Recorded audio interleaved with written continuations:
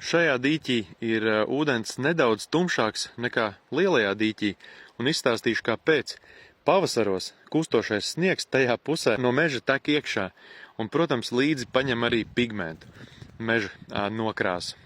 Līdz ar to tas ūdens šeit ir tāds kā meža dīķa ūdens vairāk.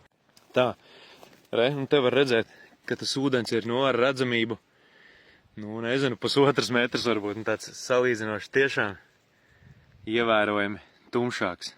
Savukārt, otrs dīķis, kas ir lielais dīķis, tas ir ne tikai 2 reizes dziļāks, pat vairāk nekā 2 reizes dziļāks, bet tajā ir arī perfekti dzidrs ūdens. Un, jā, tajā mīt vairāk, līdakas, ruduļi, principā līdakas dominē, un ir arī, lielās tādas kārtīgās mātītes.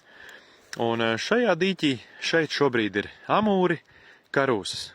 Tā apmēram, bet nākotnē te būs, te būs karpas, un otrs dīķis vairāk tādām eksotiskākām zivīm, būs pālija, būs forele, būs arī kāds zandarts, un tāds nedaudz savādāks komplekts.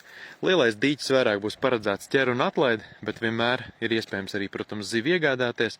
Un šis dīķis vairāk būs pielāgots karpām, tas ir arī seklāks, un tajā varēs vienmēr atbraucot garantēti noķert karpu, ko pēc tam mājās gardi pagatavot. Dīķu vecums ir 10 gadi, un 10 gados jau te ir izveidojusies tāda kā sava republika. Es domāju, zivīm tās sugas, varētu teikt, jau tā kā drusku nostiprinājušās dabiskā ceļā.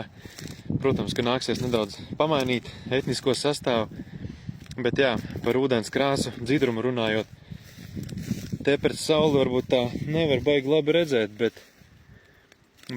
tas ir stipri caurspīdīgāks, caurredzamāks. Katrā ziņā to, kāda šeit ir redzamība, mēs noskaidrosim oktobrī, jo man vairāk ūdens slīdēji, nirēji jau ir pieteikušies, tā kā gaidiet jaunums, sekojiet līdzi, būs arī interesanta informācija no zemūdens nedaudz, tā kā tiks materiāli arī filmēti un atrādīšu jums, kas arī šeit darās iekšā.